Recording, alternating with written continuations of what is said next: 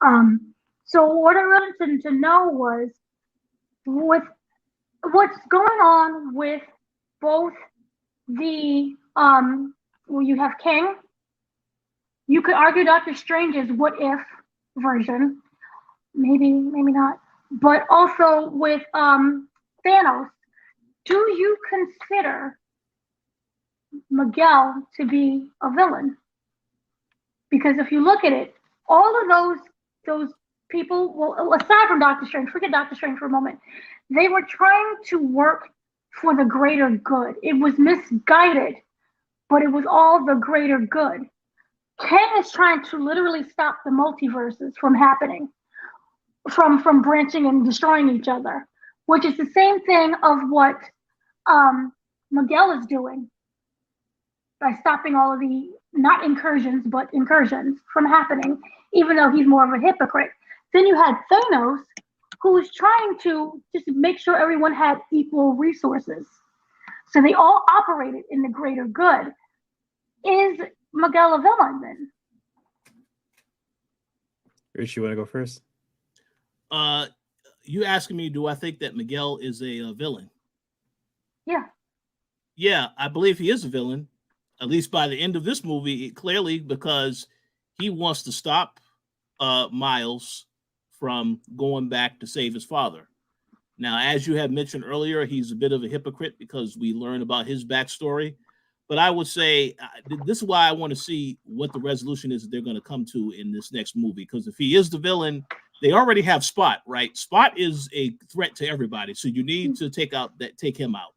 But that's the question: is Miles going to have to take him out? Is he going to have to deal with Miguel also? We're going to have to see. But I kind of feel like at some point Miguel is going to further understand Miles, and therefore he's not really going to be that much against him, and he'll try to help him out. But again, I don't know, because by the end of this movie, he's lost it. You know, like if you watch wrestling, this is like Roman Reigns. He is now the tribal chief. He's in charge now. He's power hungry. It feels that way by the end of the movie. So I want to see where they're going with that character. Acknowledge me. Yeah. So then Miles just kicked them in the face and betrayed them. No, it would be Gwen Stacy who kicked them in the face. Yes. But I will say this. I do think that Spider-Woman is probably going to turn on him next, because that was the one that was very close with Gwen. And you saw at the end when she was, again, they were spying on Gwen and all this other stuff. I kind of feel like she kind of understands Gwen, kind of roots for her to a degree. So I could see her turning on him in the future. Once again, a betrayal, so to speak. But we'll have to wait and see what happens. We're not going to get our answers until next year. I think that's when the next one is coming out. Yeah. And yeah, Danny. For the question about him being a villain, I honestly I don't think so. And that's mostly because, so you're right about those other villains like Kang and Thanos. They had good intentions. They just went about it the wrong way. I feel like with Miguel, it's more of he has good intentions and he's doing it the way he knows how, because he has already experienced it himself the wrong way.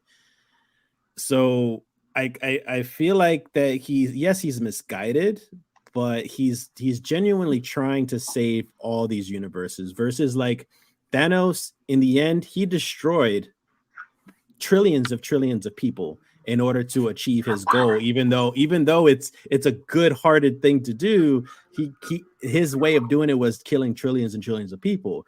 With Kang, he destroyed billions and billions of worlds and realities and civilizations just to stop his other selves.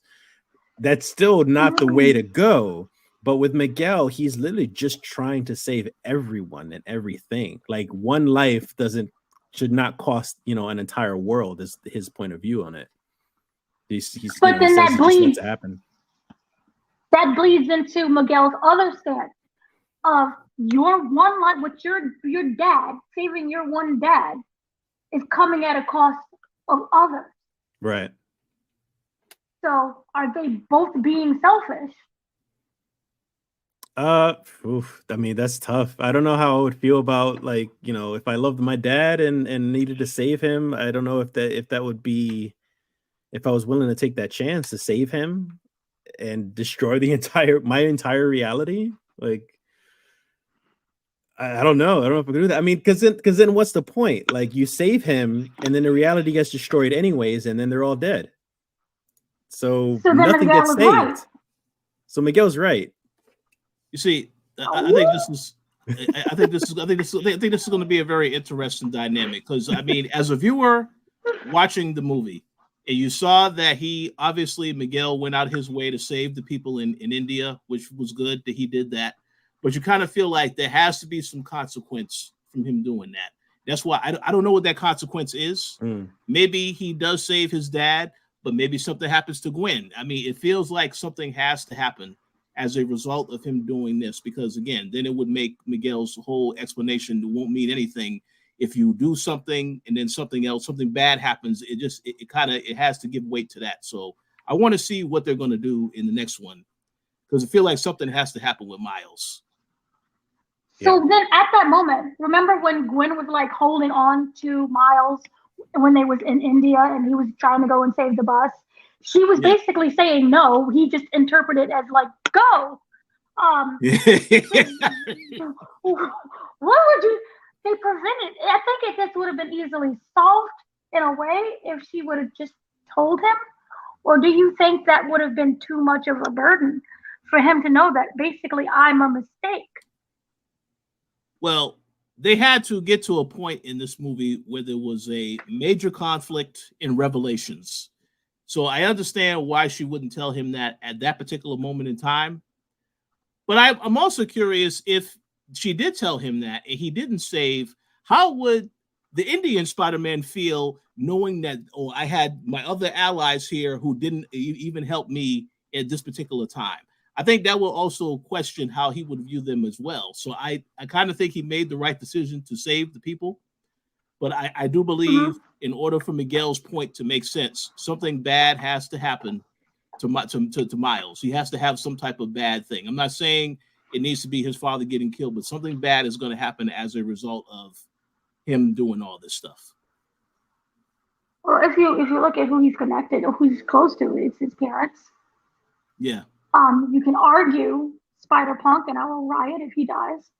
You can argue Spider-Punk, because he is in that way, as you guys said, a misguided mentor, but he's a mentor.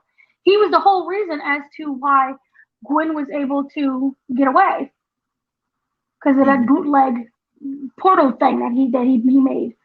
And the fact that he's now joined the team. And he's like, when you look at it, anarchists don't really join in teams. That defeats the whole purpose of why he quit the Spider Society. And we're like, no, I gotta join them instead. So yeah, those are the only people that I can see, that and Gwen. So to me, it feels like one of those or multiple ones of those have to die.